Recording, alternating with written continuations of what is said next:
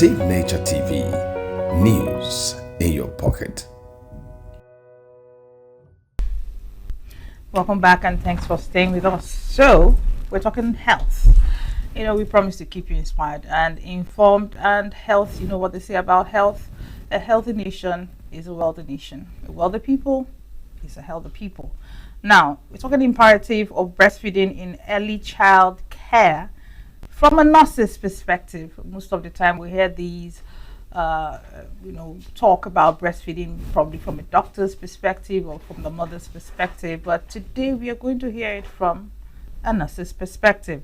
Our guest is Ukwoma Jennifer Amarachukwu. She is project manager, Standing Committee on Public Health and Social Services, Nigerian University of Nursing Students Association of Nigeria. Good morning, Amarachi. Can I call you Amarachi or Jennifer? Which do you prefer? It's okay. Okay, so Amarachi or Jennifer. Amarachi. Thank you for joining us on the show this morning. Good morning, ma'am. Great. You look brilliant, by the way. Thank you. I have a feeling we're going to enjoy this conversation. Definitely. That's good. That's good. That's good. So we're talking breastfeeding. And usually when pregnant women, nursing mothers, well, for pregnant women, they come for their antenatal care. And each time they do, there are certain talks that they receive from nurses, particularly. And then when they come for immunization and things like that, they also receive talks from nurses. So what exactly do nurses tell these nursing mothers and expectant mothers about breastfeeding, really? Okay, thank you. Okay, what we do basically, breastfeeding is not just a choice, it's a foundational act of care that's passed on to their babies, because this is their first, everything about them, you have to do it at that first beginning to be at the best. Then what we do there, the nurse's perspective, we come in to educate and support, to advocate for policies that also help. But when they come for that antenatal, let's start from there, which is a very crucial time to teach them prior to the time they start to breastfeed. So that's right. I like the question that it's coming from that aspect first.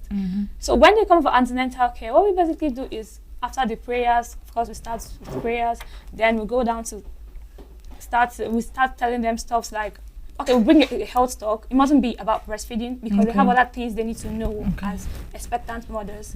So, but if we are talking about breastfeeding, we basically talk about educating them on the proper way to breastfeed. Some of them don't really know the proper ways to breastfeed, and hence they tend not to breastfeed their babies because of those things that come after it when you do it in the wrong ways. You get? So we tend on giving them hands-on practicals on how to hold your baby properly, especially for the prime gravidas, that's the first-time mothers that don't really know how to hold their baby properly.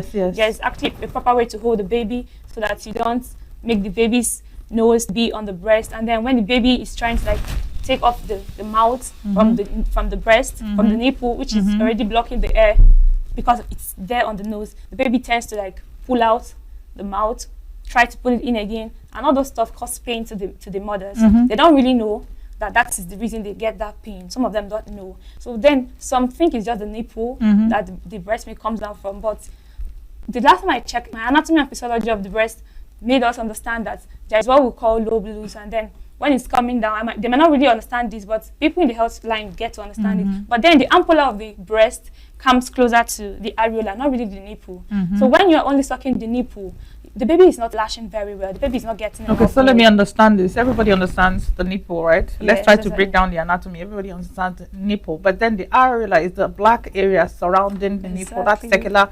So for some people it is pinkish, depending on your skin color. For some people it's dark. So you're saying the child is supposed to grab onto the whole areola area rather than just the nipple. Yes, rather than just the nipple. The baby's mouth is supposed to not just be like a wish, but exactly. Baby's mouth is supposed to grab hold of the skin of the areola. Yes, it's the gum that kind of, when it's present on that areola, that's when the reflex, the leg down reflex happens. That leg down reflex is actually what makes the milk to start flowing. Yes, so when the baby is just sucking the nipple, baby tends up sucking more air than the milk. That is it. And the baby will just stop eating after a while without getting enough milk. It's just air that is in there.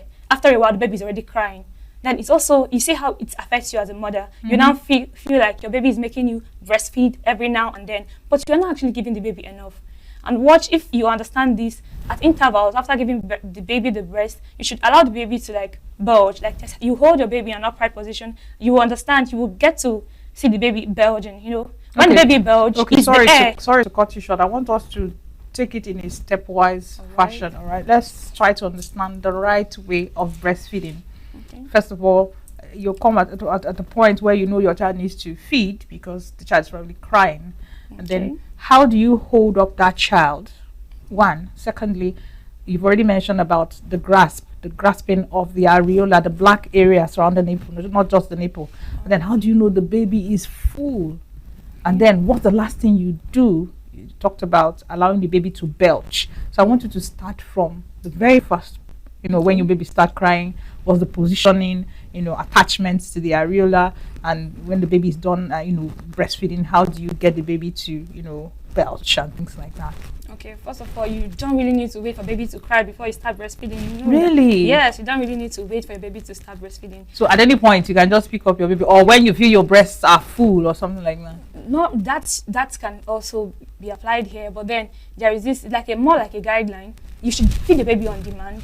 Then baby crying does not really mean baby is hungry. Maybe it might be uncomfortable, but then sometimes, most of the times, they are actually hungry. But then you can time your baby once, even if your baby is sleeping, and it's up to like 3 hours ago you last fed your baby. It's not 3 actually. WHO standard right now, it's 4.5 to 5 hours. That's the interval for feed. Even if your baby is sleeping, you should try to wake the baby and feed the baby again. You shouldn't wait for after 5 hours. So if the baby cries within this period of time, you feed. But if the baby does not cry, still try to feed within this time interval.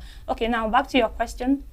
When you pick up your baby, first of all, hygiene. We say so much about hygiene. It can never be overestimated. It can never, because hygiene is one, to protect the baby and also protect you yourself, the mother, from having infections that can even limit you from breastfeeding babies too, or introducing germs in the baby's body, because baby is just very tender, you know, the immune is still building. Then, so when the hygiene is first of all done there, the hygiene, you can wash your hand first. You can look at, sorry to cut you short, just that's to use that as an aid. You see that the mouth of the baby is actually grasping the black area, so the nipple and the entire nipple is inside the baby's mouth. So you're saying that with this, there's actually a feedback mechanism that helps the milk to flow better. Yes. Okay, yes. Great. Yeah, great. The way that mouth is positioned now, it's a good way. If you watch there, it's not just the nipple, but the areola. Even if some people have a very large areola. So in that situation, the baby mustn't get everything, of course but at least good number of surface area exactly will give you what you want. So now this, I can't see, there's no hand position in there. No, the hand position also matters, the way you hold up your breast, so that the baby's nose will be free very well. So if you watch, because I can't see the woman's hand, this baby's nose is not well, like there's no much space there. Yeah, exactly. But still, it's not so bad. Some women, while they are breastfeeding, even there, people that maybe they didn't do exclusive breastfeeding, they came for antenatal, you see that they are still breastfeeding. They'll still be doing it. You can look at this hand. This is exactly this. Do you get the difference between this picture nose, and the other one? Yes. This person is actually using these two fingers to hold guide. Up exactly. You need to guide that particular way so that the baby itself will be comfortable, not trying to like look for the nipple where it is, but you are the one directing the movement, and at the same time you are ensuring that the baby's nose is not covered, so that there won't be tendency of removing and putting in. This lady here seems to have a very large areola. Yes. And then, if I can see this picture properly, the baby's mouth is not fully there where it should be, except if this picture is not so clear. It should also come in a little bit, but she's actually holding it. But you can see she's holding it, and the baby's nose is free. And that's what actually matters. The baby's nose is free. That is one. Two, that's position of the mouth, so that the baby will be latching well, getting enough milk, and not just air. Remember I said that if it's just there on the nipple, it pains you, the mother, because the baby, sucking on the nipple pains actually. It pains, you know. Then, but when you suck both the areola, this exactly. Look, watch this, baby. This. Why is that baby's not like that? She's enjoying herself. Yeah, exactly. And you can leave your baby to. You don't need to tie your baby because baby is kind of playing with you. You can leave your baby to be free. because the baby is eating, it should be a moment, A fun time. a fun time, and not something so strict. It's not jam. Yeah. Baby is not going But there you were right talking now. about hygiene. Yeah. How do you prepare yourself before feeding your baby in terms of hygiene? Okay. In terms of hygiene, how you prepare yourself before feeding a baby, of course you should have taken your bath. Then if you've not, you can just wipe, but then not wiping with antiseptic. It's really not good to wipe with antiseptics there. Just wipe with water, or then just bath. When you bath well and you're sure you do not sweat, wear good cotton braziers that don't like suck up sweat and then leave there very, very uncomfortable for the baby. Then before you feed your baby, you should also try to like wipe, but not antiseptic. Wipe with what? What about face wipes? The ones that are found in supermarkets. Face wipes, actually, they have this alcoholic content that Yes, irritates the skin. yes. So now it depends on your skin type. If you use it, you can try. But any skincare you are using, they always tell you to like try on a surface before you start using it totally. So if you try and your body is not sensitive to it, then that is okay. Was it safe for the child? It's why you clean immediately and Allow it to to dry. like dry. The baby will not take it in. It just basically cleans off the surface. But I will always talk about use clean water, clean water to do it. But then That's- how realistic is this? Because you find mothers, they have to take their babies to the market Yes, or yeah. to places, and the baby needs to feed. She just quietly looks for a corner, sits down and starts feeding the baby. You think there's, I'm just thinking of the practicality of bringing out water and then washing your, your breast before you feeding the baby. You How don't practical is it really? You don't need to wash it Okay. at that moment because of where you are. Then they have this cotton pads that even ladies, like young girls, use. Yes. So if you are having sensitive, you are in your face, maybe something like you have sensitive skin, and aside sensitive skin, at the moment you are having breakouts and you are asked to like stay away from actives. Yes. Yes, we do that. I personally do that. I do that actually. I do use cotton pads, just put water in it, Okay. and then it's a very Okay. readily available something. You Okay. clean it. That's for face. If I can do it for face, someone can also do it Yes. for that. They have it. Even cotton wool. If you can't get cotton pad, you can also use a cotton wool. Okay. Mix it with water and just make sure you clean there. And then your baby, try to also clean your baby's nose before you breastfeed. It's not Really? Yes, that's if you see stuff like Mucus. exactly. But I've actually, been a nurse and a project manager for this. I have seen firsthand how people breastfeed. I know I don't have a child yet. You will. But I will. Definitely. I don't have it. I'm not married yet, so. But you will. Yes, but I know that will come. Yeah, that will come. But I'm learning now. I don't want to wait till then till I learn. So I don't know why some ladies don't really check. Once the baby is crying, you're even also introducing some germs to yourself and the baby, because the baby will just suck it. You can actually clean as you are wiping yourself, wipe the baby too. And then before you even start breastfeeding, we're still in the steps, right? Try to we always teach of that bonding that comes with breastfeeding. Yes. So it's not a rocket science. Once you get your baby, don't be in a hurry. Except the baby is crying or very uncomfortable, but in a situation that the baby is not crying, you can actually play with your baby. Have an eye-to-eye contact with your baby for a while. Yes, from the pictures, like you could see Yeah. the babies were actually looking directly at their mothers while they are feeding. Beautiful. Then have a while then before you start breastfeeding your baby. A baby that is latching very well, that is the once Yes, it's properly positioned, yes. at 15 minutes must have gotten Enough. That's why you have prolonged breastfeeding, because maybe the baby is just there trying to suck this. Mommy, give me this, but then you don't know that baby is not Taking in very- enough. Exactly. Okay, so we've talked about hygiene, right way to get the baby's mouth around the areola. Okay, so now the baby is well fed. So how do you power down? What I mean by that, how do you get the baby to belch? Okay. Because most mothers actually are not aware that that is the last thing you do before you put your baby down to avoid vomiting. At least I know that much. So how do you get your baby to belch, and why is that important? I already said that belching is just you to let go of the air the baby sucked in. Okay. Why taking that? Because no matter how careful you are, the truth is that the baby will still suck in some air. But then when you don't do it well, the baby will suck in more air than the milk, and that's where the problem comes in. But if the baby is sucking and then sucks in some air at intervals, it's not so bad. Then the belching is you trying to let go of the air, right? So as you're trying to let go of the air, it's still the positioning that matters. You position your baby in an upright position because that is trying to let the baby's head not entirely distend it, extend it. That's how you keep your baby. If he or she doesn't belch, you try to reposition, but don't do it in such a way that the baby is going to vomit. Okay, but can But you sit the even if the baby baby on your lap? vomits- Can you sit the baby on a lap? Sit the baby up straight on your lap? Yeah. Okay. You can do that.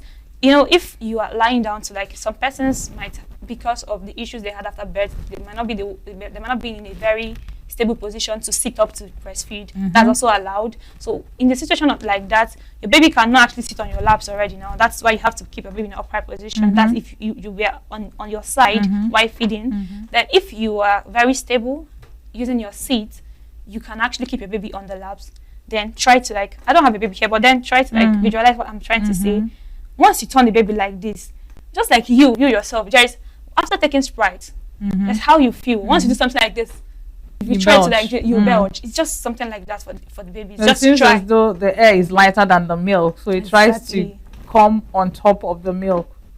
Oh, interesting. Yeah, that's it. Just position the baby like that, and the air gets out. Okay, something just occurred to me while we're talking about lying down to feed. Let's talk about night feeding. Okay. You know, most times the mothers, they're exhausted, they've done so much in the day, they're sleeping, the baby is beside them, but you know, every now and then the baby wakes up to feed, and the mother has no option than to just feed the baby lying down. Okay. What are some of the downsides or, you know, consequences of feeding a baby like that? Because what occurred to me was when we were looking at the visuals, you could see that the nose is very close to the breast, especially those with very large breasts. What are some of the, you know, consequences that could arise from, you know, breastfeeding while lying down? Okay. And I see you smiling, and I'm wondering. I'm smiling because I just remember the story. Okay, please someone- tell us that story. Tell us that Someone story. lost the baby because of night feeding. Really? The woman has very large breasts. You know, all this. She's obese to an extent. Yeah, because her BMI is like 30 points. Yeah, so she's an obese woman. But that's not the problem. The problem was that she did it in the wrong way. She was breastfeeding the baby at night, which is not a wrong thing to do. But then she herself slept off. She slept off. The baby's nose got very close to the breast. The husband was also not there, so the baby was struggling. And the story had it that the woman sleeps so deep that even if anything is happening around her, she might not even wake up. Baby was struggling to an extent. You know, upon the baby was close to her body, but I don't feel I wasn't there to know if the baby was on her body directly or just close by. But the story had it that the baby died before the next morning when the woman woke up. The last thing they could remember was that she was breastfeeding her baby. So that was why I smiled. You can see I smiled. what we're talking about. So Yeah. it's possible. Imagine this lady with very huge breasts, and she's not paying attention, or motherhood is not easy. It's not easy. Because the woman has worked all day, taking care of the family, you know, doing stuff. Some of them are working mothers, and then they come home, they are asleep. You wouldn't blame someone who, you know, feeds the child and falls asleep while feeding the child. What's the way forward? What do you think, you know, such mothers with huge breasts and they want to feed their babies at night just to avoid this kind, you know, of incident? What's the way forward? What can they do? Should they express milk and use feeding bottles? I mean, what do you think? You know, we teach expressing milk for career women or people, maybe when you want to travel and you cannot go with your baby. But then expressing milk when you're at home because you want to sleep, we don't really say so much about When that. there's a risk of suffocation. But yes, that's where we're coming now, because like I said, all these things are guidelines, but you feed your baby on demand, and then you add the breastfeeding is not supposed to be a rocket science for both the mother and the child. So it shouldn't be something that wouldn't suit the mother or the child. So if you can do it in a way that suits you, but make sure that doesn't harm the baby. So talking about night feeding, first of all, I already said something like you need to feed your baby at most 5 hourly, hourly. And if your baby cries before, then you should also feed again. Now, if you know that your baby has taken food and the last time you breastfed the baby was like 4 hours ago and you're about to sleep, that convenience should come in. That you should now, I don't want to use common sense, but then that's what it is. That you should now like try to breastfeed the baby without waiting for the baby to cry, because once you are just 1 hour into your sleep, the baby will cry. So why don't you just try to now feed the baby? If you feed that baby properly, within that space of 15 minutes before you sleep, the baby that has taken enough milk will also sleep very well. That's just the truth. People, babies sleep a lot. They will sleep, so that even if the baby will wake up again, the baby will not wake up like 2 times within the night. If the baby will but just you know wake up that once. there are babies that have this very huge appetite. right? Yes. So would you recommend expressing milk? Now I'm talking about this mother now that has huge breasts and runs a risk of suffocating the child if she's breastfeeding while lying down. Would you advocate expressing milk so that once the child cries, you can just pick it from wherever? You're going to tell us how to. You're going to tell us the value chain of expressing milk. So you just pick up the bottle. There's no way a bottle can suffocate a child. Even if so I'm thinking you're the one giving us. Now, the woman giving the milk with the bottle, is it the woman or the husband? You mentioned that the woman wants to sleep. It's the woman now. Okay, the woman wants except the woman will still sleep off with the bottle. With the bottle. Yeah, the only thing is that the bottle will fall off and will not harm the child. But if the bottle falls off and rodents or rats or roaches get to feed on it and she picks it up and puts it in the mouth, oh my goodness. That's so bad. That's very bad too. No, you understand the scenario? Yes. I just got what you said now. What if the baby is being fed and then at the point the bottle falls off? Mommy sleeps off, right? Bottle falls off and then she wake up and then pick it and continue. Exactly. You see why all those ones are also not advised. If your eye is not very clear, if you must express, it's even better you give to your husband if his eye is if he is not as sleepy as you are. You know when you express, he has to walk from his room or wherever he is so at least to a reasonable extent the sleepiness. Is it the husband? The husband. Why won't the husband sleep with the wife on the same bed? With the child? Really? I don't get it. Oh, that's great. Oh, I hope the man is a light sleeper and not roll over the child. Some people do have. We are talking about early child care, the earliest child care when the child is baby cot now.